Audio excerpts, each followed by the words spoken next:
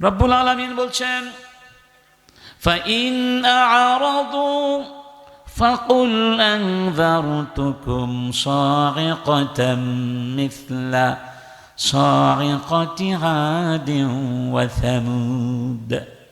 হে রাসূল, এরপরেও যদি ওরা চেহারা অন্যমুখী করে পশ্চাৎপদ দেখিয়ে আমার কোরআন আমার দ্বীনকে গ্রহণ না করে চলে যায়, আমি ওদেরকে সাবধান করে দিচ্ছি।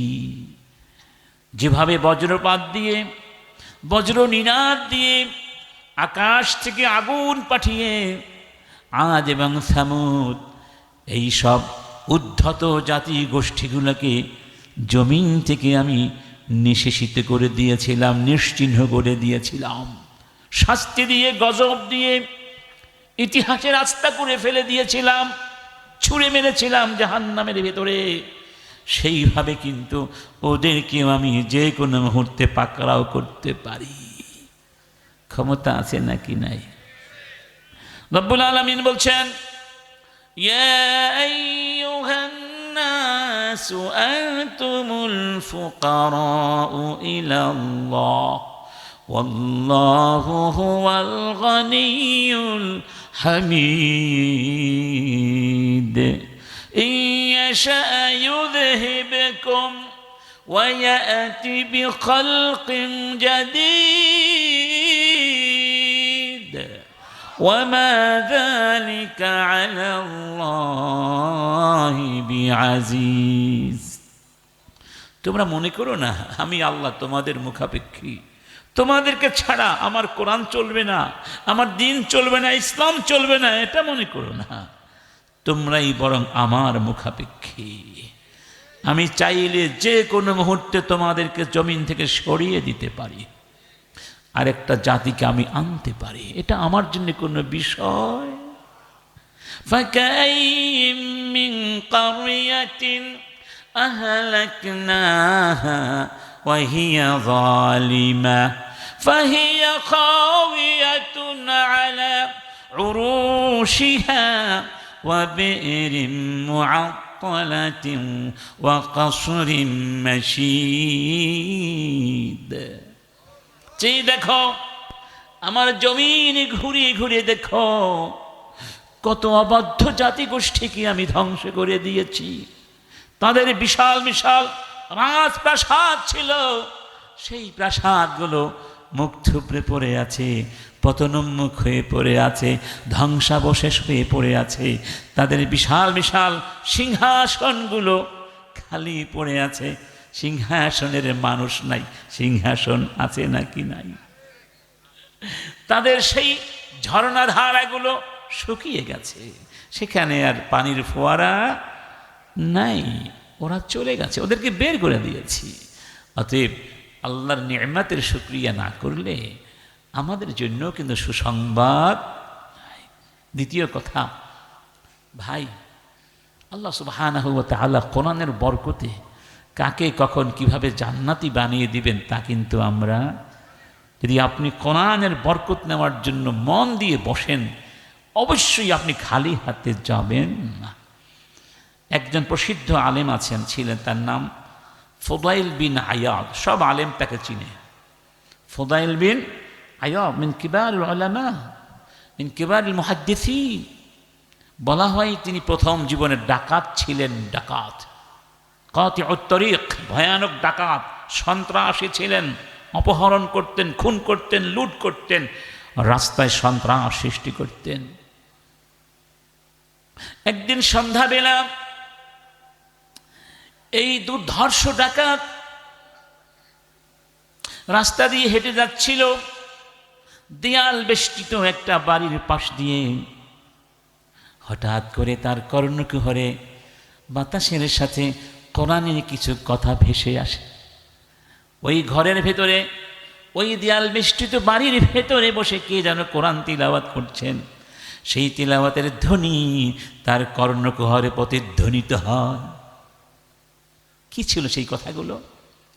রব্বুল আলামিন বলছেন আলাম ইয়ানি লিল্লাযীনা আমানু أن تخشع قلوبهم لذكر الله وما نزل من الحق ولا يكونوا كالذين أوتوا الكتاب من قبل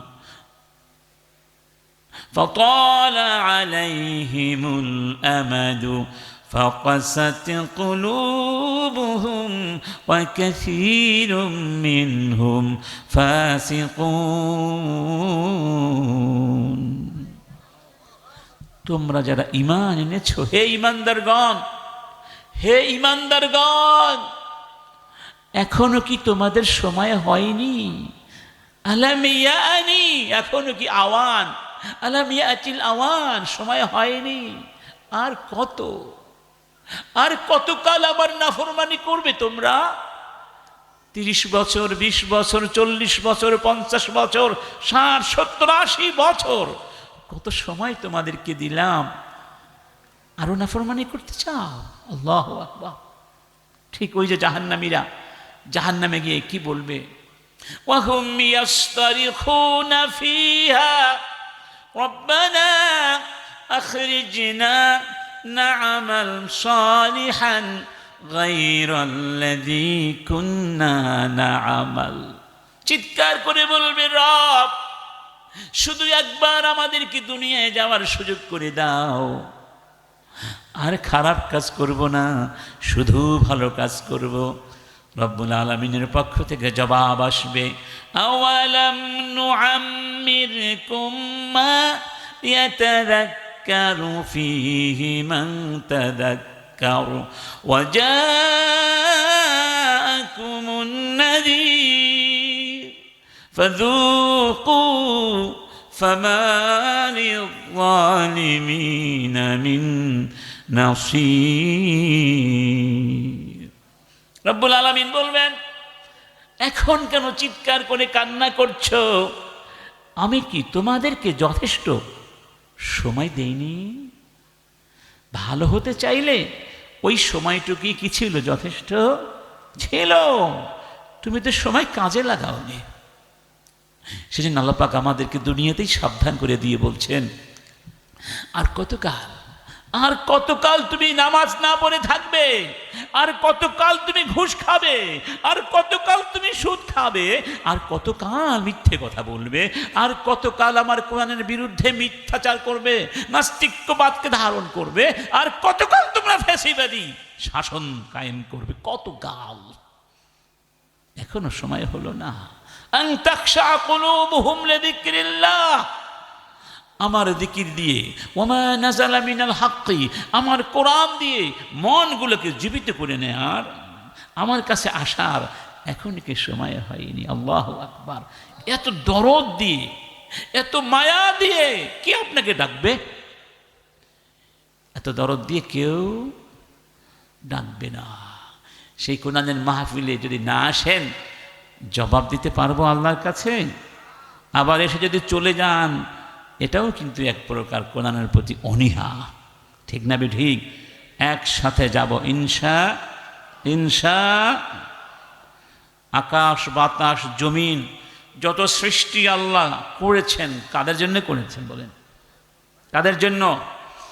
আল্লাহুল্লাযী সাখখারা লাকুমুল বাহরা لتجري الفلك فيه بأمره ولتبتغوا من فضله ولعلكم تشكرون وسخر لكم ما في السماوات وما في الأرض جميعا منه إن في ذلك لآيات لقوم يتفكرون।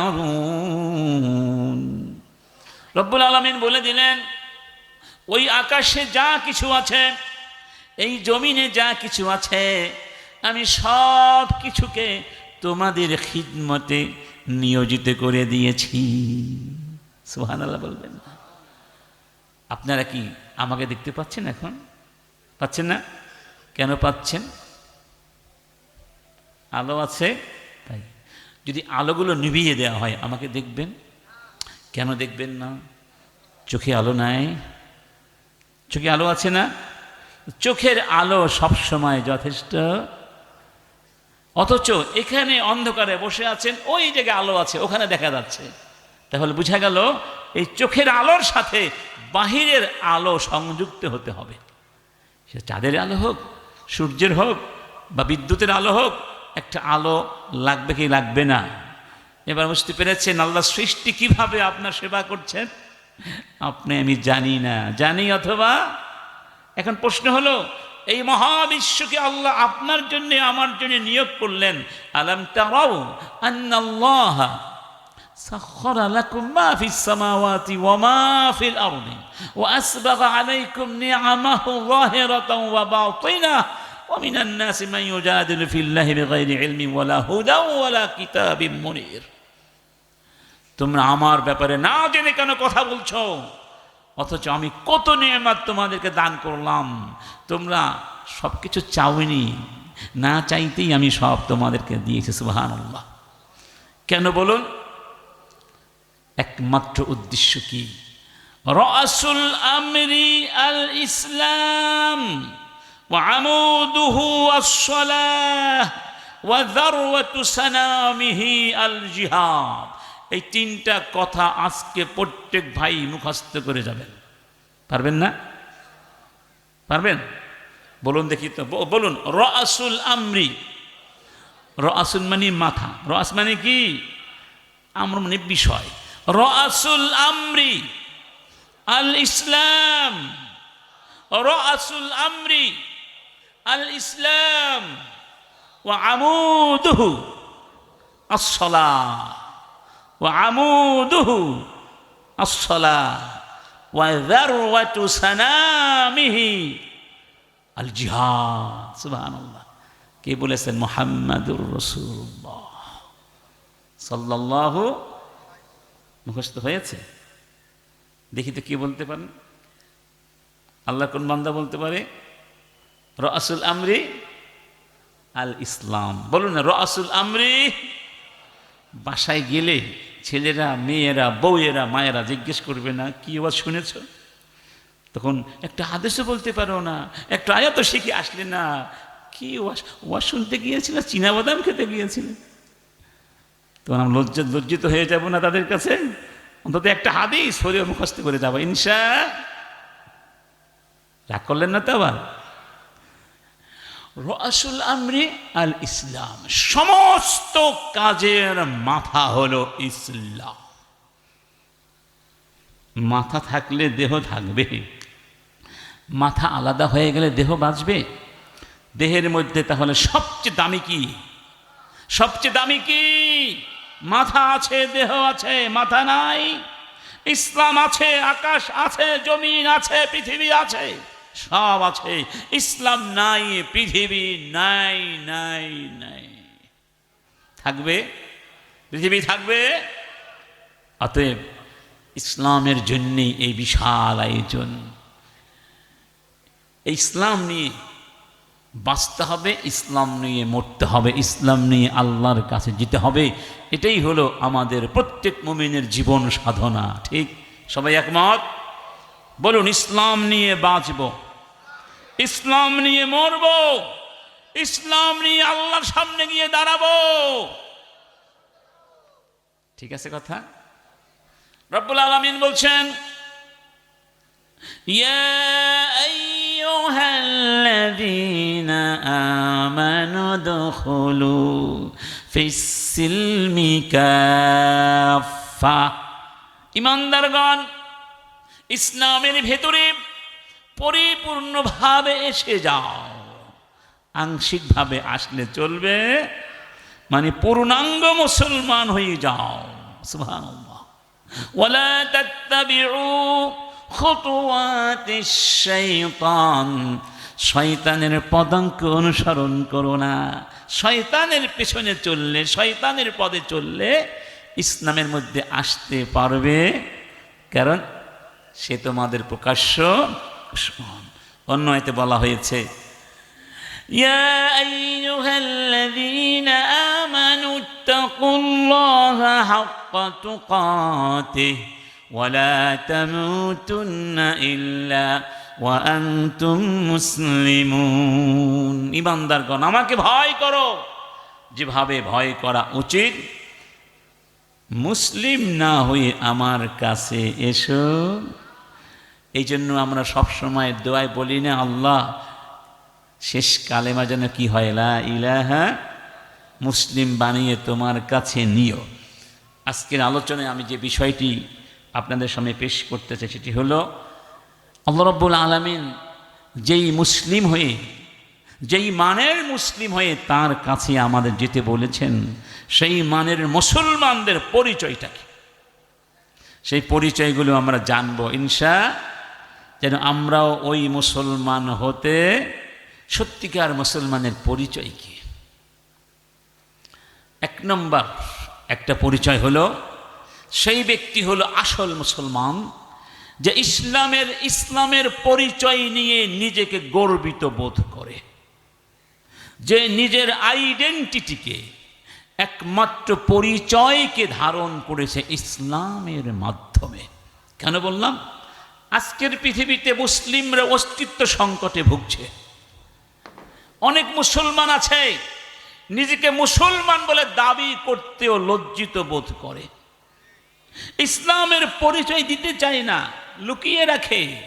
কারণ ইসলামের কথা বললে, কোরআনের কথা বললে, ইসলামের আন্দোলনের কথা বললে মোদি সাহেব অসন্তুষ্ট হয়ে যাবেন, বাইডেন সাহেব কষ্ট পাবেন, শয়তানও খেপবে, আর শাহরিয়ারেরা তো আছেই, ঠিক না বেঠিক? ওইদিকে ফেসিবাদের খড়গ আছে। অতএব ইসলামের পরিচয় দিতে অনেকেই এখন কুণ্ঠিত বোধ করে, বরং ধর্মকেই ছেড়ে দিয়েছে অনেকে। নিজের পরিচয় দেয়, আমি একজন মানুষ, আমার ধর্ম হলো মানব ধর্ম, ধর্মের কোনো দরকার নাই, সবাই যেহেতু মানুষ, আমিও মানুষ, এটাই তো যথেষ্ট, তার নাম মানব ধর্ম। ইন্না লিল্লাহি, আল্লাহ কি বলেছেন? ومن يبتغي غير الإسلام دينا فلن يقبل منه وهو في الآخرة من الخاسرين। ইসলামকে বাদ দিয়ে যদি অন্য কিছু ধারণ করো, অন্য কোনো পরিচয়, অন্য কোনো ধর্ম, অন্য কোনো আইডেন্টিটি, আমি তোমার কিছুই কবুল করব না। যত নবী, যত রসুলকে পৃথিবীতে পাঠানো হয়েছে, কেন পাঠানো হয়েছে? আমাদের নবীকে কেন পাঠানো হয়েছিল? ইসলামের বিজয় সাধন করার জন্যে। রব্বুল আলামিন বলছেন, ওয়াল্লাযী আরসালা রাসূলাহু বিল হুদা ওয়া দীনিল হক লিইয়ুযহিরাহু আলাদ-দীনি কুল্লিহি ওয়াকাফা বিল্লাহি শাহীদা। সেই মহান সত্তা আল্লাহ তার নবীকে সত্য দিন দিয়ে, হিদায়াত দিয়ে পাঠিয়েছেন, যাতে করে পৃথিবীর সমস্ত বাতিল দিনের উপরে ইসলামকে বিজয়ী করে দিতে পারেন। সুবহানাল্লাহ। তাহলে আমাদের পরিচয় কি? এখন আমরা পরিচয় নিয়ে সংকটে আছি, বাঙালি না বাংলাদেশি, আদিবাসী না উপজাতি, ঠিক না? আমাদের একমাত্র পরিচয়, যেই পরিচয় নিয়ে পৃথিবীতে এসেছে, যেই পরিচয় নিয়ে আমাদের যেতে হবে, যেতে পারলে মুক্তি হবে, সেই পরিচয়ের নাম হলো ইসলাম। কবরের ভিতরে জিজ্ঞেস করা হবে না তুমি কোন দল করতে, তখন কি বলতে পারবেন? আমি বঙ্গবন্ধুর সৈনিক, জয় বাংলা। এবার ঠেলা সামলা, জয়। খবরের মধ্যে জয় বাংলায় কোনো কাজ হবে না বাবা। ওখানে জিজ্ঞেস করা হবে বিশ্বনবী মুহাম্মদ রাসূলুল্লাহ সাল্লাল্লাহু আলাইহি ওয়াসাল্লাম ওমরকে বলেছিলেন, ওমর কাইফা বিক, সেই দিন কেমন করবে ওমর, যখন তোমাকে কবরে রেখে সবাই চলে যাবে, অন্ধকার কবরের মধ্যে তুমি একা থাকবে।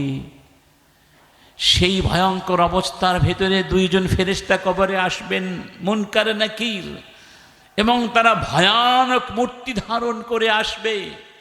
এমন এক চিৎকার আর গর্জন দিয়ে তোমার কবরে ঢুকবে ওমর, সেই গর্জন দুনিয়ার মানুষ শুনলে সবাই ভয়ে মরে যেত। সবাই ভয়ে মরে যেত ওমর। ওমর সেই দিন তুমি কেমন করবে ওমর? সেই কবরের মধ্যে প্রশ্নের জবাব দেবার ক্ষেত্রে কাল বিলম্ব করা যাবে না, যে আমার তো প্রশ্নগুলো মনে নেই, একটু সময় দাও, আগামীকালকে মুখস্থ করে বলবো, সিলেবাস তো জানা ছিল না, এই সমস্ত বলা যাবে নাকি সঙ্গে সঙ্গে জবাব দিতে হবে? যখন বলা হবে ওমা দীনুক, তোমার দিন ছিল কি, ধর্ম ছিল কি, তুমি কোন ধর্ম অবলম্বন করে জীবনযাপন করেছিলে, তখন যদি বলতে পারেন ইসলাম, দীনি আল ইসলাম, তাহলেই তো আল্লাহ বলবেন আন সাদাকা আবদি, আমার গোলাম সত্যি কথা বলেছে। ঠিক না বেঠিক? তাহলে কবরে বলুন, দুনিয়ায় বলুন, হাসরের ময়দানে বলুন, আমাদের একটি পরিচয়, সেই পরিচয়ের নাম আমরা মুসলমান। আমরা কি? কুল ইন্নী উমিরতু আন আ'বুদাল্লাহা মুখলিসান লাহুদ-দীন ওয়া উমিরতু লিআন আকুনা আউওয়ালাল মুসলিমিন। হে নবী বলো, আমাকে আদেশ করা হয়েছে আমি যেন শুধু রব্বুল আলামিনের ইবাদত করি ইখলাসের সাথে, আর আমাকে আদেশ করা হয়েছে আমি যেন মুসলমান, প্রথম মুসলমানদের অন্তর্ভুক্ত হয়ে যাই। তার মানে রাসূল আমাদেরকে ইসলামের দাওয়াত দিয়েছেন না? ইসলামের দাওয়াত যেহেতু তিনি দিয়েছেন, তাহলে প্রথম মুসলমান তো তাকেই হতে হবে, ঠিক না? তিনি প্রথম মুসলমান হয়েছেন এই উম্মতের মধ্যে, এই জাতির ভেতরে, এরপরে তিনি আমাদেরকে দাওয়াত দিয়েছেন। তাহলে তার পরিচয় ছিল কি? মুসলিম। কি ছিল? قل إني نهيت أن أعبد الذين تدعون من دون الله لما جاءني البينات من ربي وأمرت أن أكون أول المسلمين। রাসূল বলে দাও, আল্লাহকে বাদ দিয়ে, আল্লাহর কোরআন বাদ দিয়ে তোমরা যত ধর্ম, কর্ম, সাহিত্য, দর্শন, বিধি বিধান, জীবনাচার গ্রহণ করেছ, দাস ইলাহ উপাস্য গ্রহণ করেছ, মাবুদাত গ্রহণ করেছ, এগুলোর সাথে আমার কোনো সম্পর্ক নাই। আমার কাছে আল্লাহর পক্ষ থেকে সুস্পষ্ট প্রমাণ এসেছে, কোরআন এসেছে, এরপরে তো আমি অন্য পথে চলতে পারি। আর আমাকে আদেশ করা হয়েছে যেন আমি আনাকুনা আউওয়ালাল মুসলিমিন। সুবহানাল্লাহ বলবেন না? ইসলামের পরিচয় দিতে আপনাদের লজ্জা লাগে, কষ্ট লাগে? বুক ফুলিয়ে বলবেন ইসলাম কার? ফালা তাহিনু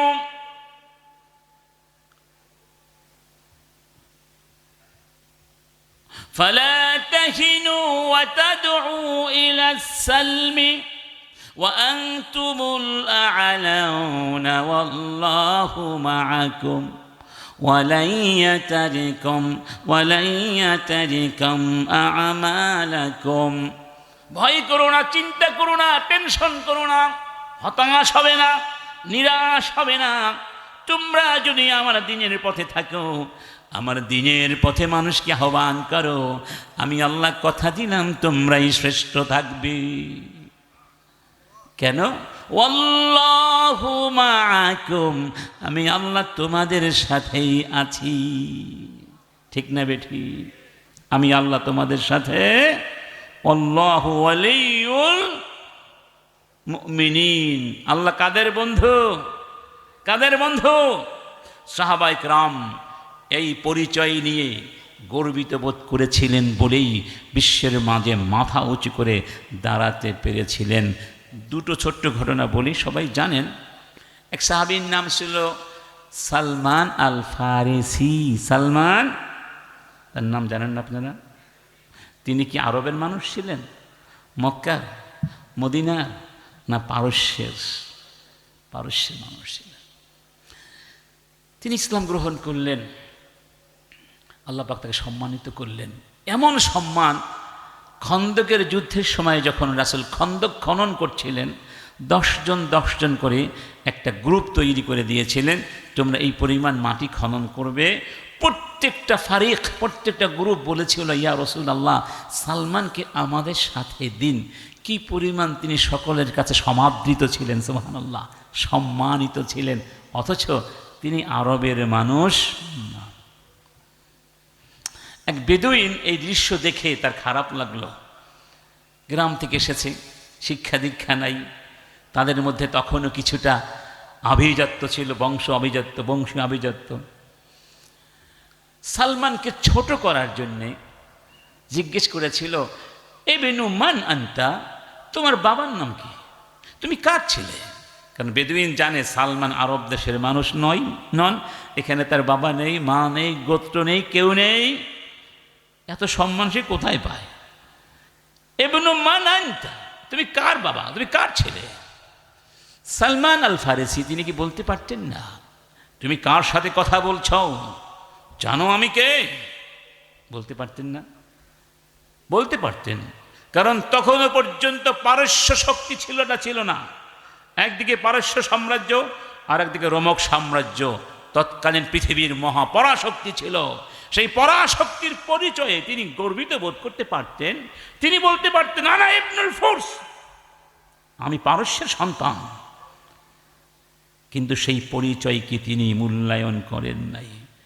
পারস্যের পৈত্তলিক, পারস্যের অগ্নি পূজারী, পারস্যের খোদাদ্রোহী পরিচয়কে ধারণ করে সম্মানিত হতে চাননি, বরং তিনি অত্যন্ত বিনয়ের সাথে বলেছিলেন, আনা ইবনুল ইসলাম, আমি ইসলামের সন্তান, এটাই আমার পরিচয়। কুল্লু মাউলুদিন ইউলাদু আলাল ফিতরাহ, ফিতরাতাল্লাহি আল্লাতী ফাতারান নাস আলাইহা লা তাবদীলা লিখালকিল্লাহ, যালিকা আদ-দীনুল কাইয়্যিম ওয়ালাকিন আকসারান নাস লা ইয়ালামুনা মুনিবিনা ইলাইহি ওয়াত্তাকুহু ওয়া আকিমুস সালাহ ওয়া লা তাকুনু মিনাল মুশরিকিন আল্লাযীনা ফাররাকু দীনাহুম ওয়া কানু শিয়া কুল্লু হিজবিন বিমা লাদাইহিম ফারিহুন। আমার বন্ধুগণ, রাসূল কারীম বলছেন, প্রত্যেক মানুষ মুসলিম হয়ে জন্ম নেয়। কি হয়ে জন্ম নেয়? এরপরে বাবা খ্রিস্টান বানায়, ইহুদি বানায়, বাবা মা খ্রিস্টান হলে সন্তান খ্রিস্টান হয়ে যায়। পরিবার পারিপার্শ্বিকতার দ্বারা প্রভাবিত হয়। এই জন্য সন্তানদের ভবিষ্যৎ নির্মাণ করা বাবা মার দায়িত্ব, ঠিক না? যদি আপনার সন্তান বেনামাজি হয়ে যায়, নাস্তিক হয়ে যায় আপনার কারণে, আল্লাহর কাছে কিন্তু আপনাকে জবাব দিতে, সন্তানকে শিখিয়ে দিতে হবে, তোমার পরিচয় তুমি একজন মুসলিম। মাথা উঁচু করে বাঁচবে পৃথিবীর বুকে। মুসলমানদের নাম শুনলে পৃথিবীর মানুষ সসম্মানে মাথা নত করে দিত, অর্থাৎ সম্মান করত, ঠিক না বেঠিক? এই মানের মুসলমান হতে হবে ইনশা।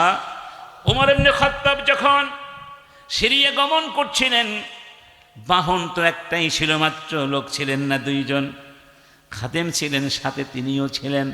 একটা বাহনকে ভাগাভাগি করে তারা ব্যবহার করছিলেন। সিরিয়ার উপকণ্ঠে যখন পৌঁছালেন, তখন ওমরের পালা ছিল উটের রশি ধরে টেনে যাওয়া, আর খাদেমের পালা ছিল উটের উপরে বসে থাকা।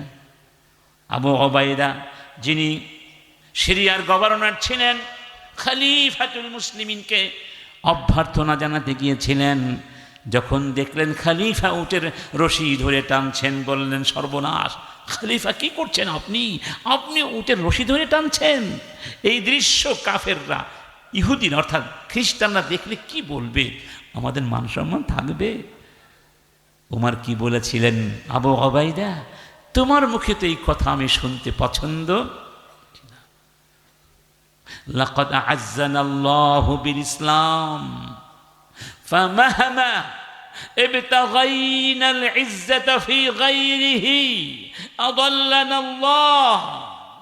এই হলো সেই দিন, সেই ধর্ম, সেই ইসলাম, যে ইসলাম দিয়ে আল্লাহ আমাদেরকে সম্মানিত করেছেন। এটি ইসলামের চরিত্র। যদি ইসলাম ছেড়ে আমি অন্য কোনো জায়গা ইজ্জত খুঁজি, সম্মান খুঁজি, সেই সম্মান আমরা পাবো না। আমাদের সম্মান আল্লাহ ছিনিয়ে নেবেন। ওয়ালিল্লাহিল ইজ্জাতু জামিআ ওয়া লিরাসূলিহি ওয়া লিল মুমিনিন মান কানা ইউরিদুল ইজ্জাতা ফালিল্লাহিল ইজ্জাতু জামিআ ইলাইহি ইয়াসআদুল কালিমুত তাইয়্যিবু ওয়াল আমালুস সালিহু ইয়ারফা'ু ওয়াল মাকরু ওয়াল্লাযীনা ইয়ামকুরুনাস সাইয়্যাত লাহুম আযাবুন শাদীদ ওয়া মাকরু উলাইকা হুয়া ইয়াবুর। আল্লাহ বলছেন, ইজ্জত চাও, সম্মান চাও, শ্রেষ্ঠত্বতা চাও, নেতৃত্ব চাও, আমার কাছে আছো, ইজ্জত আমার কাছে। সুবহানাল্লাহ। আর আমার দ্বীনের বিরুদ্ধে যদি চক্রান্ত করো, তোমাদের পরিণাম ভয়াবহ হবে, আযাবুন শাদীদ তোমাদের জন্য। আমার সঙ্গে চক্রান্ত করে কোনো লাভ। গত 15-16 বছর ধরে এই বাংলার জমিন থেকে ইসলামকে নিভিয়ে দেওয়ার চক্রান্ত কি কম হয়েছে? জঙ্গিবাদের নাটক কি কম সাজানো হয়েছিল? সমস্ত জঙ্গিবাদের নাটকগুলো ফ্যাসিবাদের নেত্রী হাসিনা নিজে তৈরি করে দিয়েছেন।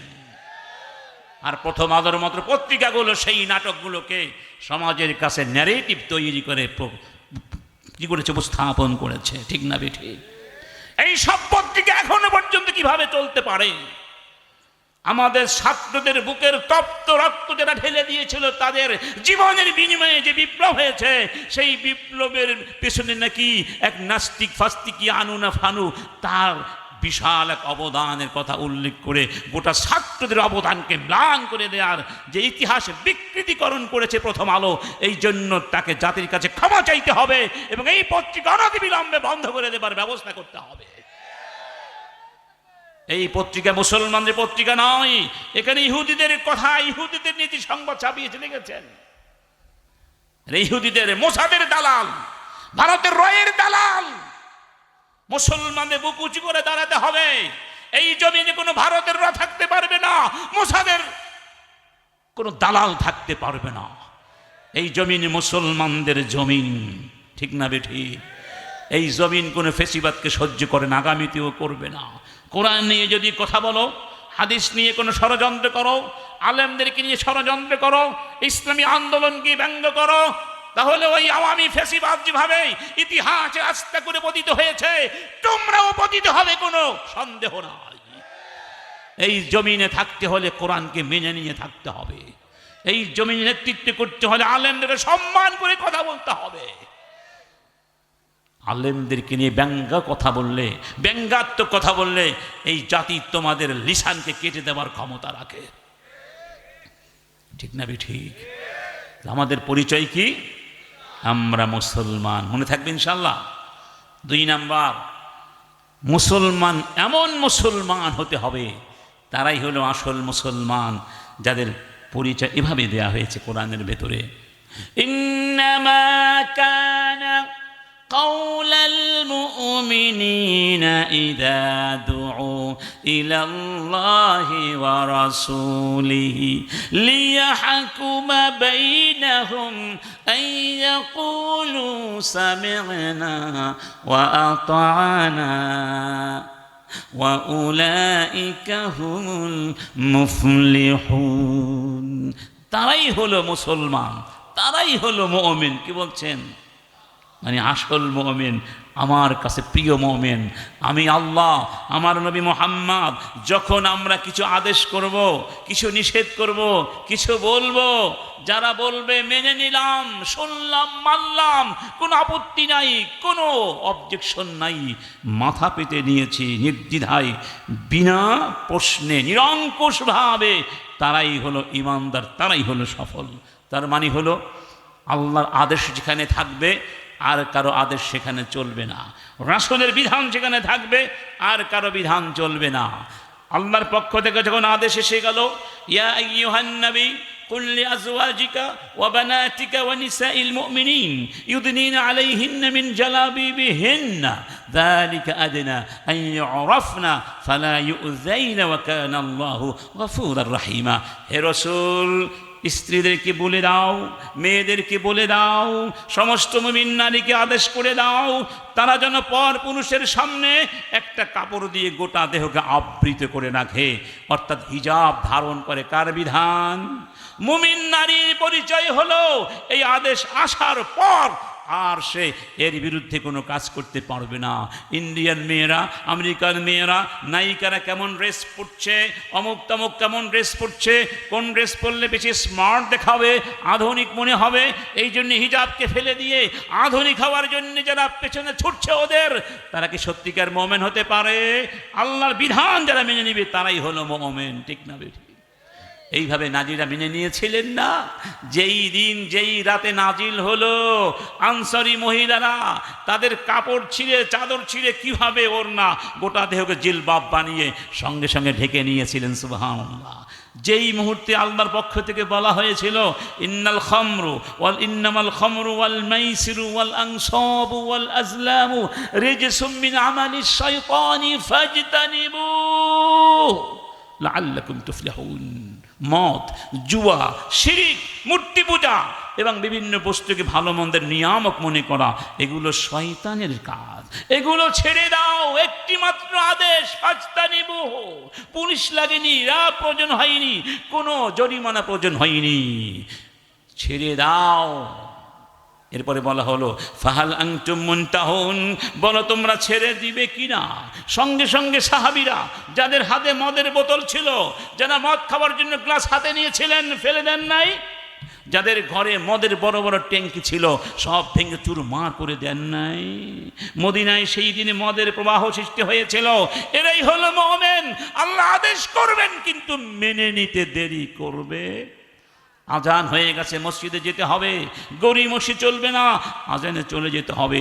আল্লাহর পক্ষ থেকে বলা হবে লা তাকুলুর রিবা, সুদ খাবে না। আর কোনোদিন মুমিনের সঙ্গে সুদের কোনো সম্পর্ক থাকতে পারে না। লা তাকুলু আমওয়ালাকুম বাইনাকুম বিল বাতিল, অন্যায়ভাবে সম্পদ খাবে না। এরপরে চুরি থাকতে পারে, ডাকাতি থাকতে পারে, ঘুষ থাকতে পারে, লুটপাট থাকতে পারে। তাহলে গত 16 বছর ধরে এই দেশকে কারা ফোকলা করলো, কারা ব্যাংকগুলো খালি করে হাজার হাজার কোটি টাকা নিয়ে পালিয়ে গেল চোরের মতো, তাদের মধ্যে কি ঈমান ছিল, ইসলাম ছিল?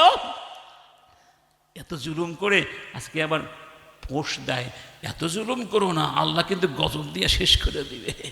তারা আমাদেরকে জুলুম শিখাতে এসেছে, ঠিক না বেঠিক? যদি মনে করুন যে বিপ্লবটা হলো, এই জায়গায় যদি আওয়ামী লীগ থাকতো, কত লক্ষ মানুষ খুন করত,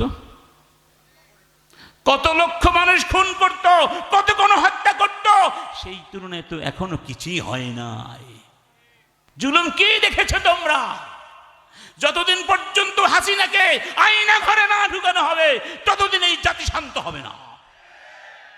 একবার শুধু নয়, এত গণহত্যার শাস্তি একবার হবে না, কয়েক হাজারবার ফাঁসি হলেও তার অপরাধের শেষ হবে না। আর তোমরা যারা তাকে সাহায্য করেছো, অপরাধ করতে উৎসাহিত করেছো, তোমরাও অপরাধ, একই অপরাধে অপরাধে, ঠিক কিনা? এত অপরাধ করলো, এত খুন, এত গুম, এত সন্ত্রাস, এত লুটপাট, এরপরেও কি মানুষকে চেহারা দেখানোর মতো মানুষের মন চায়? লজ্জা থাকলে পারে? লজ্জা থাকলে পারে? এজন্যই বললাম ইসলাম মানুষকে মানুষ বানায়। কি বানায়? ইসলাম যাদের নেই তারা আসলে মানুষের পর্যায়ে আর থাকে। তো যে কথা বলছিলাম, আল্লাহর বিধান যখন আসবে আর কারো বিধান চলবে না। অমুক বাবা কি বলল, তমুক বাবা কি বলল, অমুক উস্তাদ কি বলল, অমুক নেতা কি বলল, অমুক নেত্রী কি বলল, এই সব চলবে। আল্লাহর জমিনে চলবে কার কথা? ওয়ানিহকুম বাইনাহুম বিমা আনজালাল্লাহ ইন্না আনজালনা ইলাইকাল কিতাবা বিল হক লিতাহকুমা বাইনান নাসি বিমা আরাকাল্লাহ ওয়া লা তাকুন লিল খাইনিনা খাসীমা। হে রাসূল, আমি কোরআন পাঠিয়ে দিয়েছি, কোরআনে যা যা বলেছি তুমি সেগুলো করবে, এগুলো দিয়ে বিচার করবে, শাসন করবে, আদেশ করবে।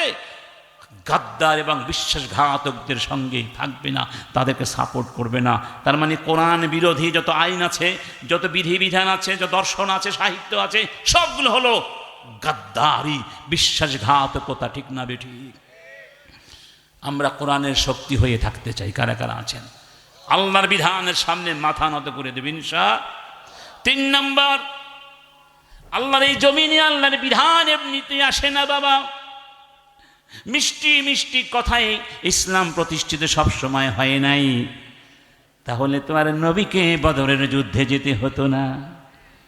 আমরা কোনোদিন জুলুম করি না, যুদ্ধ চাপিয়ে দেই না, কিন্তু ওরাই যুদ্ধ চাপিয়ে দেয়, তখন বাধ্য হয়ে আমাদেরকে তলোয়ার হাতে নিতে হয়।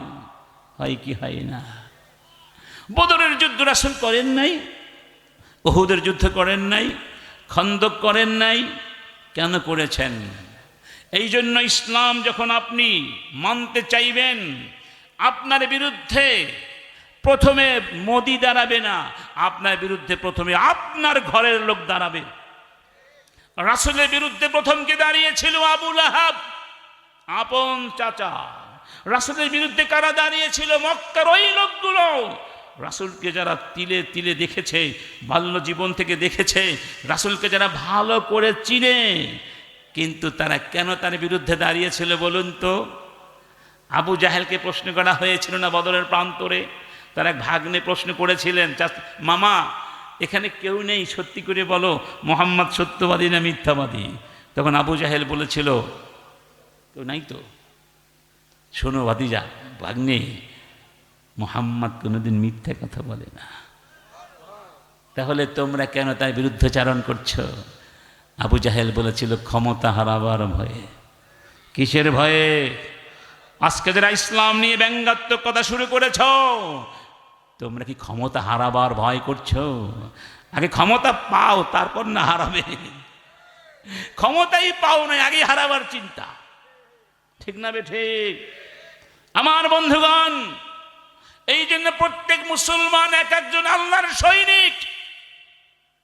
আল্লাহ এই জন্য বলেছেন, ইন্নামাল মুমিনুনা আল্লাযীনা আমানু বিল্লাহি ওয়া রাসূলিহি সুম্মা লাম ইয়ারতাবু وجاهدوا بأموالهم وأنفسهم في سبيل الله أولئك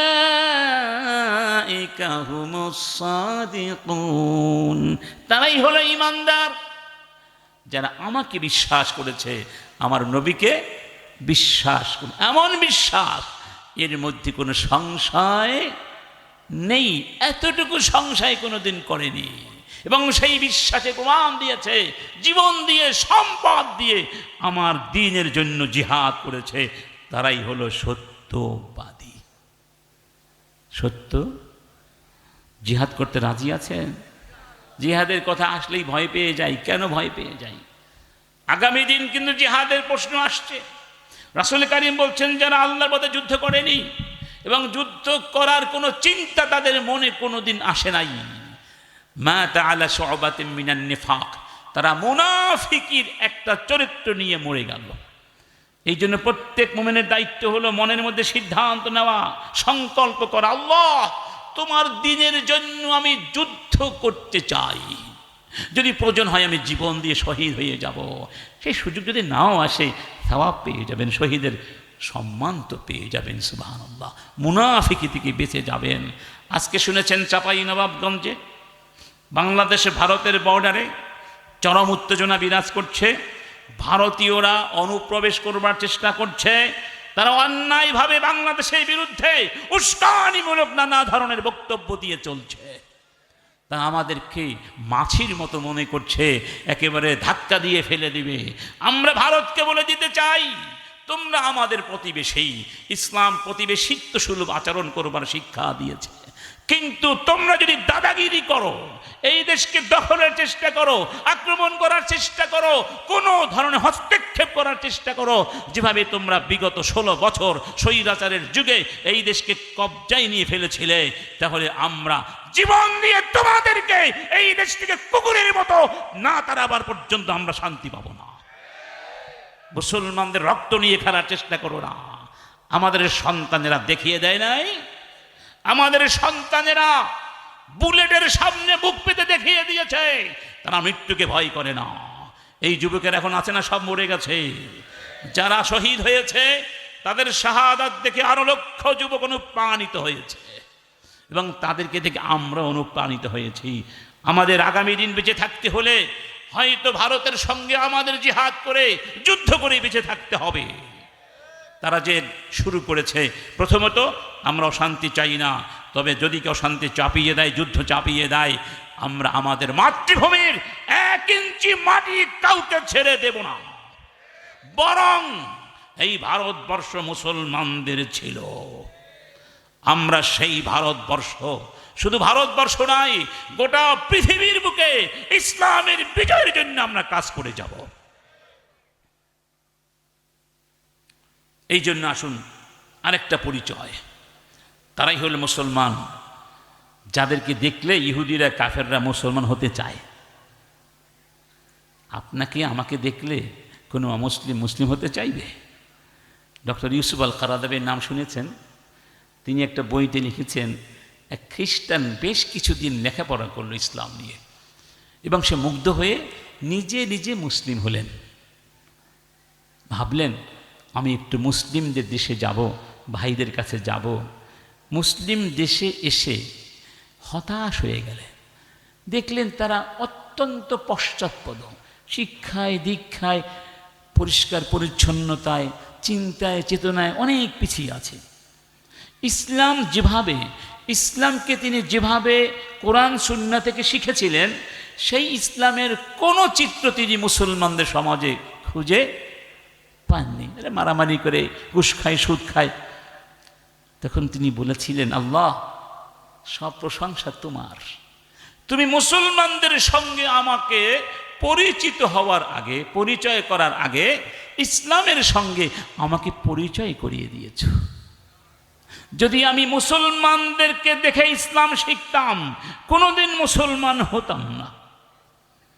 কিন্তু আমি তো ইসলাম শিখে, ইসলাম দেখে ইসলাম শিখেছি, এই জন্য আমি মুসলমান হয়েছি। এটা কত বড় কঠিন একটা কথা। আসলেই তো বাস্তবতা। আমরা যেভাবে ঘুষ খাই, সুদ খাই, হানাহানি করি, মারামারি করি, দেখুন কি বলবো, দুঃখের কথা। এক ফেসিবাদের দোষর ধরা পড়ল না, 1.5 কোটি টাকায় নাকি তাকে নিরাপদ এক্সিট দেওয়ার জন্য একটা চুক্তি হয়েছিল। কয় কোটি টাকায়? যারা এত মানুষ খুন করলো, মাত্র কয়েকটা টাকার বিনিময়ে তুমি তাকে ছেড়ে দিচ্ছ? ঈমান আছে, আদর্শ আছে, চরিত্র আছে? রাসূলকে ওরা অপশন দেয় নাই। আবুল ওয়ালিদ যায় না রাসূলের কাছে, গিয়ে বলে নাই মুহাম্মদ কি চাও তুমি বলো, নেতৃত্ব চাও, নেতৃত্ব দেব, সবাই তোমার কথায় উঠবো বসবো, হাত্তা লা নাকতা আমরান মিন গায়রি, তোমার গ্রিন সিগন্যাল ছাড়া কোনো সিদ্ধান্ত হবে না, নেতা বানাবো, অবিসংবাদিত নেতা। কি চাও বলো? ধনী হতে চাও? জামাআনা লাকা মিন আমওয়ালিনা, আমাদের টাকা পয়সা দিয়ে তোমাকে ধনী বানিয়ে দিব। হাত্তা তাকুনা আকসারা মালান, তুমি হবে আমাদের মধ্যে সবচেয়ে ধনী ব্যক্তি। কি চাও? বাদশা হতে চাও? বাদশা বানিয়ে দেব। জিনপুরীর কোনো আসর মনে করছো? প্রতিহত করতে পারছো না? বলো, আমাদের টাকা দিয়ে চিকিৎসা করব। কি চাও তুমি বলো? নেতৃত্ব চাও দেব, অর্থ চাও দেব, ভোগ্যপণ্য চাও দেব, দুনিয়ায় মানুষ যা চায় সব আছে না এখানে? রাসূল কি চেয়েছিলেন? আদর্শের প্রশ্নে রাসূল এক বিন্দু ছাড়, গোটা পৃথিবী যদি দিয়ে দেওয়া হয়, মুসলমান কখনো আদর্শের প্রশ্নে এক বিন্দু ছাড় দেয় না। মুহাম্মাদুর রাসূলুল্লাহ ওয়াল্লাযীনা মাআহু আশিদ্দাউ আলাল কুফফারি রুহামাউ বাইনাহুম তারাহুম রুকআন সুজ্জাদান ইয়াবতাগুনা ফাদলাম মিনাল্লাহি ওয়া রিদওয়ানা সীমাহুম في وجوههم من أثر السجود ذلك مثلهم في التوراة ومثلهم في الإنجيل كزرع أخرج شطأه فآزره فاستغلظ فاستوى على سوقه يعجب الزراع ليغيظ بهم الكفار وعد الله الذين آمنوا وعملوا الصالحات منهم مغفرة وأجرا عظيما সূরা আল ফাতর শেষ আয়াত। কেমন হওয়া উচিত একজন মুসলমান? সব আছেন এখানে? সব আছে কিনা? সাহাবীর আদর্শে অনড় ছিল, অন্যায়ের বিরুদ্ধে অনড়, সত্যের পক্ষে কোমল। সুবহানাল্লাহ। তাদের চেহারার মধ্যে ঈমানের ছাপ ছিল। নামাজ, সুবহানাল্লাহ, রুকু করলে সিজদা করলে ছাপ পড়বে না? ঈমানের ছাপ। সুবহানাল্লাহ। আমার বন্ধুগণ, আল্লাহ পাক ওয়াদা করেছেন, তাদের মতো ঈমান যদি আনতে পারো আমি দুইটা জিনিস দিব, মাগফিরাহ, আজরুন আযীম, তোমাদের সব মাফ করে দিব এবং মহাপ্রতিদান দিয়ে ধন্য করব ইনশাআল্লাহ। এবার আসুন দেখুন কিভাবে একজন মুসলমানকে দেখে অমুসলিম মুগ্ধ হয়। রাসূল কারীম যখন মক্কা বিজয় করলেন, মক্কার অসংখ্য মানুষ কাবা প্রাঙ্গণ এসে দাঁড়িয়েছিল না মাথা নিচু করে? রাসূল চাইলে তাদেরকে কেটে টুকরো টুকরো করে এই পরাজিত মানুষগুলোকে লোহিত সাগরে ফেলে দিতে পারতেন না? করেছেন। কি বলেছেন? কাইফা আও মাযা তাযুন্নুনা আন্নী ফাইলুম বিকুম, তোমাদের কি ধারণা, কি আচরণ করতে পারি আজকে?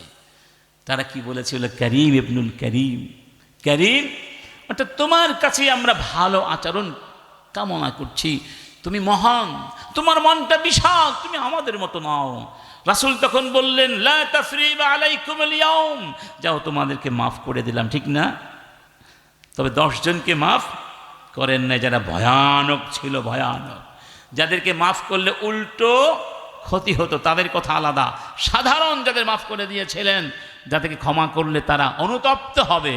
সুবহানাল্লাহ। আমার বন্ধুগণ বললেন, ইযহাবু ফাআনতুমুত তুলাকা, চলে যাও, আজকে থেকে তোমরা স্বাধীন, কেউ তোমাদের কিছু বলবে না। সেই মানুষগুলো চিন্তা করলো, এত অন্যায় করলাম, আমাদেরকে মাফ করে দিল, তাহলে আর কাফের থাকা যায় না। এবার দলে দলে সে সব মুসলমান হয়ে গেল। ইযা জাআ নাসরুল্লাহি ওয়াল ফাত, ঠিক না বেঠিক? জারীর বিন আব্দুল্লাহ উট কিনতে গিয়েছিলেন তার সাথীকে নিয়ে, খাদেমকে নিয়ে। বললেন, একটা উট পছন্দ করো। তিনি 300 দিরহাম দিয়ে একটা উট পছন্দ করলেন। জারিরকে বললেন, টাকা দাও, একটা উট পছন্দ করেছি। কই দেখি তো, এই যে উট। সুবহানাল্লাহ। তিনি বললেন, এত ভালো উট, মাত্র 300 টাকা। মালিককে বললেন, আমি তোমাকে 400 টাকা দিব। দিবে? উটের মালিক বললেন, আপনি নিলে দিব, সন্তুষ্টি চিত্তে। তিনি বললেন, না 400 না, 500 টাকা দিব। দিবে তুমি? মালিক বলল, আপনি যদি খুশি হয়ে নেন আমার আপত্তি। আবার বললেন, না 600 দেব, 700 দেব, 800 টাকা দেব। এটি কি আপনি কল্পনা করেন? আমাদের দেশে চাঁদাবাজির কারণে পণ্যের দাম বাড়ে। 2 টাকার জিনিস 10 টাকা হয়ে যায়, 10 টাকার জিনিস 20 টাকা হয়ে যায়। এরা কাফের না মুসলমানের সন্তানেরা? মুসলমানের সন্তানরা চাঁদাবাজি করবে, এটা হতে পারে? দেখুন ইসলাম কি শিক্ষা দিয়েছে। সবাই হতবাক হয়ে গেলেন, বললেন, জারির, লোকটি তো 300 টাকা দিয়ে খুশি হয়েছিল, আপনি 700-800 টাকা দিলেন। জারির তখন কি বলেছিলেন? কেন জানো? আমি দেখতে পেয়েছি লোকটি ঠকে যাচ্ছে, কারণ সে উটের দাম, বাজার দাম জানে না। গ্রাম থেকে অনেকে আসে না, অল্প টাকা দিয়ে খুশি হয়ে চলে যায়। আমি দেখতে পেলাম ঠকে যাচ্ছে, দাম জানে না। আমি তো জেনে শুনে আমার ভাইকে ঠকাতে পারি না। কেন? বায়াতুন নাবিয়্যা আলা নুসহি লিকুল্লি মুসলিম, নবীজির হাতে হাত রেখে আমি বায়াত করেছিলাম, জেনে শুনে কোনো মুসলমানকে ঠকাবো না, সব মুসলমানের কল্যাণ কামনা করব। আমি তো আমার ভাইকে দেখলাম ঠকে যাচ্ছে, তাই আমি ঠকাতে পারলাম না। বলুন, এই যদি হতো আজকের মুসলমানের চরিত্র, গোটা পৃথিবী মুগ্ধ হয়ে ইসলামের পানে আসতো নাকি আসতো না? ওরা দেখে আমরা হলাম 2 নম্বরিতে 1 নম্বর। 2 নম্বরিতে যদি বলা হয় এটা মেড ইন জাপান, চোখ বন্ধ করে কিনবেন না। যদি বলা হয় মেড ইন বাংলাদেশ, কিনবেন। কিনলেও কয়েকবার চিন্তা করবেন, এটা ভালো হবে না। কারণ মুসলমানদের বানানো জিনিস এখন কোয়ালিটি নাই, কি নাই, বিশ্বমানের যে কোয়ালিটি আছে পণ্যের, সর্বোচ্চ কোয়ালিটি সম্পন্ন একটা পণ্য মুসলিম রাষ্ট্র বানাতে পেরেছে কিনা সন্দেহ আছে। আমরা হলাম এই মুসলমান। এইরকম মুসলমান দিয়ে কি হবে? রাসূল বলেছেন, ইন্নাল্লাহা ইউহিব্বু ইযা আমিলা আহাদুকুম আমালান আন ইউতকিনা। যখন যেই কাজটি করবে সেটি সুন্দর করে করবে, আল্লাহ পছন্দ করেন। আর আমরা রডের বদলে বাঁশ দিয়ে দেই, 2 বছর না যেতেই পেলেস্ত্রা কি বলে ভেঙ্গে পড়ে, ঠিক না বেঠিক? দেখুন, বাগদাদে একজন তাবেঈ ছিলেন, কাপড়ের ব্যবসা করতেন। তো সেলসম্যানকে বললেন, এই কাপড়ের, এই শিল্পের কাপড়গুলো ডিফেক্টেড, তো তুমি দাম কমিয়ে রাখবে আর ক্রেতাকে বলে দিবে এখানে কি আছে, ত্রুটি আছে, সমস্যা আছে। অনেকক্ষণ পরে যখন দোকানদার মালিক আসলেন, ওই সেলসম্যান বলল, সবগুলো কাপড় সেল করে দিয়েছি এবং ভালো দামে। বলে দিয়েছ? না। কেন? কারণ ক্রেতা একজন ইয়াহুদি। কি? ইহুদি। তো ইহুদি ঠকলে আমার অসুবিধা কি? কি বলো, সর্বনাশ করেছে। খেয়াল করুন, তিনি ওই ইহুদিদের ব্যবসায়িক কাফেলার খোঁজে বের হলেন। 3 দিন 3 রাত খোঁজাখুঁজি করার পরে সেই কাফেলাকে পেয়েছিলেন। ইহুদিকে বললেন, ভাই আমাকে মাফ করে দাও, আমার ছেলেটি তোমাকে ধোঁকা দিয়েছে, দামও বেশি রেখেছে, ডিফেক্টেড কাপড় দিয়েছে, এই নাও তোমার 3000 দিনার, আমার কাপড়গুলো ফেরত দিয়ে দাও, আমাকে মাফ করে দাও। ইহুদি বলল, সত্যি কথা বলো, তুমি কি চাও, কেন এসেছো, এত কষ্ট করে তুমি কেন এসেছো? ইহুদি বিশ্বাস করতে পারে নাই যে কথা মুসলিম বলছে। তখন তিনি বললেন, এই জন্যই আমি এসেছি, কারণ আমাদের নবী বলেছেন, মান গস্যা ফালাইসা মিন্না, যারা ধোঁকা দিবে তারা আমার উম্মত নয়, তারা আমাদের মধ্যে নয়। এই জন্য আমি এসেছি, তোমাকে ধোঁকা দিয়েছি আমরা। তখন ইহুদি বলল, এই টাকাও নেব না, পণ্য ফেরত দেব না। কেন ভাই? তিনি বললেন, বরং এই নাও তোমাকে আমি আরো 3000 দিনার আরো দিলাম। কারণ যেই 3000 দিনার দোকানে দিয়ে এসেছিলাম ওইগুলো ছিল জাল নোট, ফেক। এগুলো হলো রিয়াল টাকা। সুবহানাল্লাহ বলবেন না? আর দাঁড়াও, তুমি যাওয়ার আগে আমাকে মুসলমান বানিয়ে যাও। একটা হাদিস আপনারা জানেন, আত্তাজির আস-সাদুক আল আমিন মা'আন নাবিয়্যিন ওয়াশ শুহাদা, সত্যবাদী ব্যবসায়ীরা, আমানতদার ব্যবসায়ীরা নবীদের সঙ্গে কেন থাকবেন? কখনো চিন্তা করেছেন? কারণ নবীদের দায়িত্ব ছিল ধর্ম প্রচার করা। একজন ব্যক্তি যদি সততার সাথে ব্যবসা করে, এই সৎ ব্যবসা, সততা ভিত্তিক ব্যবসার কারণে তাদের মাধ্যমে দ্বীনের প্রচার হয়, অমুসলিম মুসলমান হয়। এই ভারতবর্ষে যাদের মাধ্যমে ইসলাম, তারা কারা? আরব বণিকরা। তাদের আদর্শ আচরণ দেখে এদেশের অমুসলিমরা মুসলিম হয়েছিলেন। এই জন্যই তাদেরকে নবীদের সঙ্গে যুক্ত করে দেওয়া হবে। সুবহানাল্লাহ। আমার বন্ধুগণ, এই তো আমাদের পরিচয়। অতএব তারাই মুসলমান যাদেরকে দেখে অমুসলিমরা মুগ্ধ নয়নে তাকিয়ে থাকে, তাদের আচরণের মাধ্যমে ইসলামে প্রচার ঘটতে পারে। বাগদাদে এক আল্লাহর ওয়ালি ছিলেন, তার নাম ছিল আস-সাহাল আত-তাস্তুরি রাহিমাহুল্লাহ। তার একজন ইহুদি প্রতিবেশী ছিল। যেই দিন সাহাল আত-তাস্তুরি মৃত্যুবরণ করবেন, মৃত্যুর শয্যায় ছিলেন, ইহুদি প্রতিবেশীকে সংবাদ দিলেন।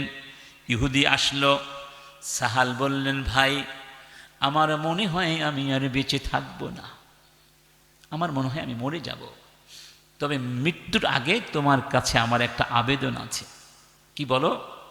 তুমি সারা জীবন তোমার ঘরের ময়লাগুলো আমার ঘরের দিকে ফেলে দিয়েছ, আমি কোনো দিন তোমাকে কিছু বলি নাই, কিন্তু আমি যদি মরে যাই এই কাজটি আর করো না, কারণ আমার সন্তান তোমার সাথে কি আচরণ করবে তা তো আমি বলতে পারবো, তাই তুমি এই কাজটি আর করবে না ভাই, আমাকে কথা দাও। ইহুদি বলল, সত্যি বলেছ, আমি সারা জীবন আমার ঘরের ময়লাগুলো মলগুলো তোমার দিকে ছুঁড়ে মেরেছি, কারণ তুমি মুসলমান, তোমাকে কষ্ট দেওয়ার জন্য। তুমি বলো কেন কোনোদিন তুমি প্রতিবাদ করনি কেন? সাহাল আত-তাস্তুরি বললেন, কারণ আমাদের নবী শিখিয়েছেন যেন প্রতিবেশী কষ্ট দিলে সহ্য করি, এই জন্য কিছু তোমাকে কোনোদিন বলিনি। ইহুদি বলল, সত্যি তাই, সত্যি তোমার নবী কথা বলেছেন, তাহলে আমাকে মুসলমান বানিয়ে যাও। সুবহানাল্লাহ। এই আচরণ কি আমরা দেখাতে পেরেছি? বলুন, পেরেছি? আব্দুল্লাহ বিন আবিল হামসা বলছেন, বায়াতু মুহাম্মাদান বিবাইআ, তখনও রাসূল নবুয়ত পান নাই, 40 বছর আগের কথা। রাসূল ব্যবসা করতেন, আমি মুহাম্মাদের কাছ থেকে একটি পণ্য ক্রয় করলাম, পুরো দাম দেবার তখন সক্ষমতা ছিল না, যতটুকু ছিল তা দিলাম, বললাম যদি কথা দাও এখানে থাকবে, আমি এক্ষুনি বাড়ি যাব, বাকি টাকাটা মূল্যটা এনে পরিশোধ করে দিব, থাকবে তো? বললেন, থাকবো, তুমি আসা পর্যন্ত আমি অপেক্ষা করব, কথা দিলেন। সুবহানাল্লাহ। আব্দুল্লাহ বলছেন, বাড়ি চলে গেলাম, ফানাসিতু, আমার আর মনে নাই, ফালাম আতাযাক্কার ইল্লা বা'দা 3 আইয়াম, 3 দিন পরে আমার স্মরণ হলো, আমি তো মুহাম্মদকে কথা দিয়েছিলাম, মুহাম্মদও কথা দিয়েছিলেন, আর মুহাম্মদ সেই ব্যক্তি যিনি কোনোদিন কথা দিয়ে কথা লঙ্ঘন করেন না। তাৎক্ষণিক সেখানে চলে গেলাম, ফাইদা মুহাম্মাদুন ফি মাকানি, গিয়ে দেখি মুহাম্মাদুর রাসূলুল্লাহ সাল্লাল্লাহু আলাইহি সাল্লাম, যদি তখন নবী হন নাই তখন পর্যন্ত, বসে আছেন, সেখানে অপেক্ষা করছেন।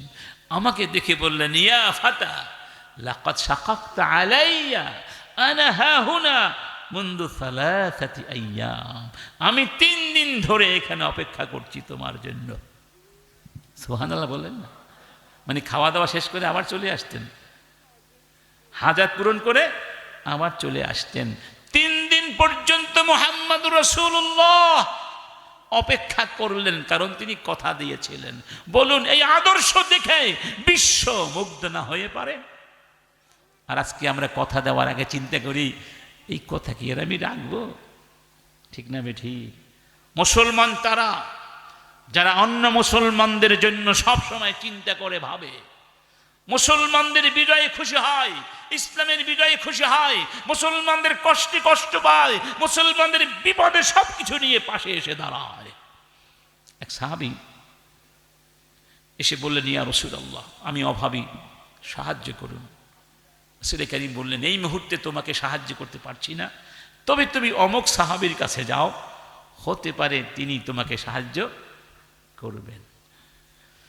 গিয়ে দেখেন সেই লোকটি বাড়ির আঙিনায় পড়ে থাকা, ছড়িয়ে ছিটিয়ে থাকা কিছু শস্যকণা খুব যত্ন সহকারে আহরণ করছেন। ধান কাটার মৌসুমে কত ধান পড়ে থাকে না, আমরা আহরণ করি, রাস্তায় পড়ে থাকে, এরকম একটা একটা করে তুলছেন। এই দৃশ্য দেখে এই গরিব মানুষটি হাসতে লাগলেন, হয়তো কষ্টের হাসি। তখন ওই সাহাবী বললেন, ভাই কে তুমি, হাসছো কেন? তিনি বললেন, আমি গরিব মানুষ, রাসূল আপনার কাছে আমাকে পাঠিয়েছেন, হয়তো আপনি আমাকে সাহায্য করবেন, কিন্তু আপনার অবস্থা দেখে তো মনে হচ্ছে আপনি আমার চেয়েও গরিব, আপনাকেই উল্টে কি করা দরকার, সাহায্য করা। এই সাহাবী বললেন, ঠিক আছে ভাই, তুমি আমার সাথে চলো। একটা মাঠে নিয়ে গেলেন, সেই মাঠে অনেকগুলো উট, সুবহানাল্লাহ, অনেকগুলো উট। বললেন এই উটের ভেতর থেকে, উটগুলোর ভেতর থেকে যেটা তোমার পছন্দ সেটা তুমি নিয়ে যাও। সুবহানাল্লাহ। সবচেয়ে ভালো একটা উট, গাভীন উট পছন্দ করলেন, সেটি নিয়ে রওনা করলেন। এটার পেছনে পেছনে আরো 8টা উট রওনা করলো। সবগুলো এই উটনির সন্তান ছিল। কয়টা? এই গরিব মানুষটি এখন বারবার পেছনের দিকে তাকায়, মানে ওইগুলো নিতে মন চাচ্ছে, মানুষ তো লোভ হয়ে গেছে। উটের মালিক বললেন, ভাই ঠিক আছে, তুমি 8টাও নিয়ে যাও। সুবহানাল্লাহ বলেন। তখন ওই লোকটি বললেন, ভাই কিছু বুঝলাম না, আপনি এত বড় ধনী মানুষ আর আপনি কয়েকটা শস্য কণা পড়ে আছে আঙিনায় এত যত্ন সহকারে আহরণ করছেন। তখন তিনি বলেছিলেন, হাকাযা নাজমাউ লিনুনফিকা, হাকাযা হাকাযা নাজমাউ লিনুনফিকা হাকাযা, এভাবেই আমরা তিল তিল করে হালাল উপার্জন করি, হাত খুলে ব্যয় করার জন্য। সুবহানাল্লাহ। রব্বুল আলামিন বলছেন, হা আনতুম হাউলাই তুদআউনা লিতুনফিকু ফি সাবিলিল্লাহ ফামিনকুম মান ইয়াবখাল ওয়া মান ইয়াবখাল ফাইন্নামা ইয়াবখালু عن نفسه والله الغني وأنتم الفقراء وإن تتولوا يستبدل قوما غيركم ثم لا يكونوا أمثالكم। তোমাদেরকে বলা হচ্ছে, তোমাদেরকে বলা হলো আমার দ্বীনের জন্য টাকা পয়সা দাও, আর তোমরা কার্পণ্য করছো। আমি আল্লাহ কি তোমাদের মুখাপেক্ষী নাকি? মনে রেখো, আমি চাইলে তোমাদেরকে সরিয়ে দিয়ে আর একটা জাতি আনতে পারি, তারা তোমাদের মতো বেঈমান অকৃতজ্ঞ হবে না। অতএব সম্পদের মালিক কে? জীবনের মালিক কে? আপনার মালিক কে? আমার মালিক কে? ইসলামের জন্য যদি প্রয়োজন হয় সম্পদ দিতে রাজি আছেন কারা কারা? জীবন দিতে রাজি আছেন কারা কারা? সন্তান দিতে রাজি আছেন কারা কারা? সুখ শান্তি বিসর্জন করতে রাজি আছেন কারা? হানজালা বাসর ঘর থেকে যুদ্ধের ময়দানে গিয়ে শহীদ হন নাই, সুখ শান্তি বিসর্জন করেছেন ওই জান্নাতের সুখের জন্য। জান্নাতের সুখ পেতে হলে পৃথিবীর সুখ বিসর্জন করতে হবে, ঠিক না বেঠিক? দুনিয়ায় যারা সুখ চায় সব জান্নাতে কিছুই পাবে না। ويوم يعرض الذين كفروا على النار أذهبتم طيباتكم في حياتكم الدنيا واستمتعتم بها فاليوم تجزون عذاب الهون بما كنتم تستكبرون في الأرض بغير الحق وبما كنتم تفسقون। জাহান্নামীদেরকে বলা হবে, এখন কেন কান্নাকাটি করছো?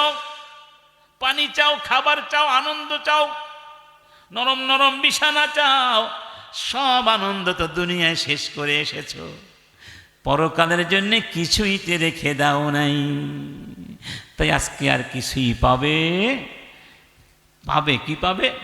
লাহুম মিন ফাওকিহিম যুলালুম মিনান নারি ওয়া মিন তাহতিহিম যুলাল যালিকা ইউখাউফুল্লাহু বিহি ইবাদা ইয়া ইবাদি ফাত্তাকুন। দুনিয়া নিয়ে যদি ব্যস্ত হয়ে যাও, আমার ইসলামের জন্য দ্বীনের জন্য কাজ না করো, ইসলামের পক্ষে না দাঁড়াও, ভোগের পেছনে ছুটতে থাকো, জেনে রাখো তোমাদের মাথার উপরে আগুন থাকবে, মাথার পায়ের নিচে আগুন থাকবে, ডানে আগুন বামে আগুন, আগুনের ভেতরে তোমাদের থাকতে হবে। আমি কিন্তু তোমাদেরকে সাবধান করে দিলাম আমার গোলামেরা। আগুনের মধ্যে থাকতে পারবো তো? পারবো? ক্ষুধা লাগবে, পানির পিপাসা ছটফট যখন করবে, ওই ইস্তাগীথু ইউগাসু বিমাইন কালমুহলি ইয়াশবিল উজুহা বিসাশ শারাবু ওয়াসাআত মুরতাফাকা। গরম পানি দেওয়া হবে, তপ্ত পানি, গরম সীসার মতো, তামার মতো। পান করতে নিলে চেহারা ঝলসে যাবে, পানি আর পান করতে। আবার কখনো ইউসাব্বু মিন ফাওকি রুউসিহিমুল হামিম ইউসারু বিহিমা ফি বুতুনিহিম ওয়াল জুলুদ। গরম পানি মুখের মধ্যে ঢেলে দেওয়া হবে, সেই গরম পানির তপ্ততায় ভেতরের আতুরি ভিতুরি সব জ্বলে পুড়ে ছাই হয়ে যাবে। আবার আল্লাহ নতুন করে সেখানে সেগুলো সংযোজন করে দিবেন। সেগুলো সহ্য করতে পারবো? কি বলেন, পারবো? ক্ষুধা লাগলে চিৎকার করবে, ইন্না শাজারাতাজ যাক্কুম তাআমুল আসীম কালমুহল ইয়াগলি ফিল বুতুন কাগালিল হামিম খুযুহু ফা'তিলুহু ইলা সাওয়াইল জাহিম সুম্মা সুব্বু ফাওকা রাসিহি মিন আযাবিল হামিম যুক ইন্নাকা আনতাল আজিজুল কারীম ইন্না হাযা মা কুনতুম বিহি তামতারুন। যাক্কুম এনে দেওয়া হবে, খা। যার এক ফোঁটা জমিনে পড়লে সব খাবার বিষাক্ত হয়ে যেত। যাক্কুম খাও। দুনিয়ায় না নিজেকে অনেক দামি মনে করেছিলে, অনেক সম্মানিত মনে করেছিলে, সম্মানের ধাক্কায় নামাজ পড়তে যাও নাই, সম্মান নষ্ট হয়ে যায় কিনা, আছে না কি নাই? সম্মানের ধাক্কায় মাহফিলে যাও নাই, মাহফিলে গিয়ে নিচে বসতে হবে। আমি হলাম কত বড় নেতা, মানুষ, মানুষ সম্মান থাকবে, ঠিক না বেঠি? আবার মাহফিলে গেলে আবার অনেকে বলবে, ও মৌলবাদী হয়ে গেছো না। না না, ধর্ম ব্যবসায়ী তো হওয়া যাবে না। আছে না কিছু, আছে না? ওই প্রথম কথাটাই বলেছিলাম, ইসলামের পরিচয় নিয়ে বাঁচতে হবে, ইসলামের পরিচয় দিয়ে পৃথিবীকে নতুন করে সাজাতে হবে ইনশাআল্লাহ। ইসলামের সঙ্গে কারা কারা আছেন, কারা কারা আছেন? আল্লাহ তুমি কবুল করো। যদি মুসলমান হয়ে থাকেন, ইসলাম বিরোধী কোনো কিছু মেনে নেওয়া যাবে। ওমা কানা লিমুমিনিন ওয়ালা মুমিনাহ ইযা কাদাল্লাহু ওয়া রাসূলুহু আমরা আন ইয়াকুনা লাহুমুল খিয়ারাতু মিন আমরিহিম ওয়া মান ইয়াসিল্লাহা ওয়া রাসূলাহু ফাকাদ দাল্লা দালালাম মুবিনা। আল্লাহ বলেছেন, আমি যখন কিছু বলবো, আমার নবী কিছু বলবে, এটা মানা না মানার কোনো অপশন নেই। মুমিনের মানতে হবে। যে আমার বিধান না মানো, আমার নবীর বিধান না মানো, তাহলে প্রকাশ্য বিভ্রান্তির মধ্যে তোমরা পড়ে যাবে। ইসলামের বিধানগুলো স্পষ্ট নাকি অস্পষ্ট? নামাজ পড়া কি, নামাজ পড়া কি এটা বাচ্চারাও জানে না। তাহলে 5 ওয়াক্ত নামাজ জামাতের সাথে কারা কারা পড়বে ইনশাআল্লাহ? 2 নাম্বার, নিজেই নামাজি হলে হবে না, সন্তান নামাজি বানাতে হবে, প্রতিবেশীকে নামাজি বানাতে হবে, ঠিক না বেঠি? ওয়ামান আহসানু মিম্মান দাআ ওয়ামান আহসানু কাওলাম মিম্মান দাআ ইলাল্লাহি ওয়া আমিলা সালিহা ওয়া ক্বালা ইন্নানি মিনাল মুসলিমিন। যারা মানুষকে আল্লাহর পথে ডাকে, দ্বীনের পথে ডাকে, আর বলে আমি মুসলমান, তাদের চেয়ে শ্রেষ্ঠ কারা হতে পারে? তাদের কথাই শ্রেষ্ঠ কথা, তারাই শ্রেষ্ঠ ইনশাআল্লাহ। অতএব সমাজ, নামাজিদের সমাজ, নামাজিদের সমাজ গঠন করব। সবাই রাজি ইনশাআল্লাহ? সবাই রাজি? এবং অর্থ ব্যবস্থার মধ্যে সুদ, ঘুষ, জুয়া এগুলো কারা ঢুকিয়েছে? শয়তানেরা ঢুকিয়েছে। সুদ, ঘুষ, জুয়া মুক্ত বাংলাদেশ করতে হলে প্রশাসনের রন্ধ্রে রন্ধ্রে যারা ইসলাম বোঝে, কোরআন বোঝে, মানে এই মানুষকে সেখানে পাঠাতে হবে। ঘুষখোর, সুদখোর, চাঁদাবাজ, সন্ত্রাসীকে ওই সমস্ত প্রশাসনে পাঠিয়ে কি সুদমুক্ত বাংলাদেশ করতে পারবেন? পারবেন? ঘুষমুক্ত বাংলাদেশ করতে পারবেন? অতএব প্রজন্মকে সেভাবে গড়ে তুলতে হবে। আমরা আশাবাদী, নিরাশ নই। আমাদের আজকে যে প্রজন্ম যারা দেশের জন্য লড়েছে, তারা এক নতুন বাংলাদেশের স্বপ্ন নিয়ে লড়েছে। তোমাদের সেই পুরাতন ধ্যান ধারণা এগুলো বাদ দিয়ে নতুন করে বাংলাদেশকে যদি গড়তে পারো, তাহলে সামনে এগিয়ে যাও। নইলে এই সন্তানদের, যুবকদের হাতে এদেশের দায়িত্ব তুলে দাও, যারা এদেশের জন্য রক্ত দিতে জানে, এদেশকে ভালোবাসতে জানে, ঠিক না ঠিক? আমি যুবকদেরকে বলবো, আসো তোমরা সাহাবীদের মতো হও, মুসআব বিন উমাইরের মতো হও। এই জাতি নেতৃত্ব গ্রহণ তোমাদের করতেই হবে, আজকে হোক আর কালকে হোক। অতএব সততা, ইনসাফ, এবং বৈষম্যমুক্ত বাংলাদেশ গড়ার সেই স্বপ্ন তখনই বাস্তবায়িত হবে যখন কোরআনের আলোয় এই সমাজকে আমরা গড়তে। এই ব্যাপারে কারো কোনো দ্বিমত আছে? দ্বিমত আছে? তাহলে কোরআনের কথা বললে তাদের মাথা কেন গরম হয়ে যায়? কথা ঠিক না বেঠিক? আমার বন্ধুগণ, আসুন আমরা কোরআনের সঙ্গে থাকব। আর এই কোরআনগুলো কোথায় পড়ানো হয়? মাদ্রাসায়। কোথায়?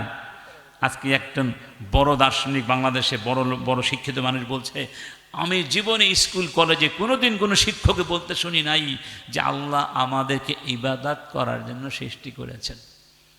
একটা পত্রিকায় এটা কাটিং দিয়েছে, তাও আবার কালবেলা পত্রিকা। কোন পত্রিকা দেখেন নাই আপনারা?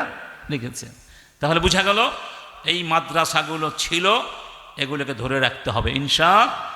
এই প্রতিষ্ঠানের সাথে সবাই থাকবে ইনশাআল্লাহ। এই প্রতিষ্ঠানকে আগামী দিন আরও সমৃদ্ধ করতে হবে। এখান থেকে দার্শনিক তৈরি হবে, বড় বড় আলেম তৈরি হবে, যাদের মাধ্যমে পৃথিবীতে আবার নতুন করে ইসলামের শাসন আসবে। আমরা মোটেই নিরাশ নই। আজকে না হোক 100 বছর পরে হলেও এই দেশ ইসলামী দেশ হবে, গোটা বিশ্ব ইসলামী বিশ্ব হবে। মুহাম্মদ রাসূলুল্লাহ সাল্লাম আমাদেরকে বলে গেছেন, লাইয়াবলুগান্না হাদাল আমরু মা বালাগাল লাইলি ওয়ান নাহার। এই মহাবিশ্বের যেখানে যেখানে দিনের আলো গিয়ে পৌঁছায়, রাতের আধার গিয়ে পৌঁছায়, সেখানে ইসলাম প্রতিষ্ঠিত হয়ে যাবে।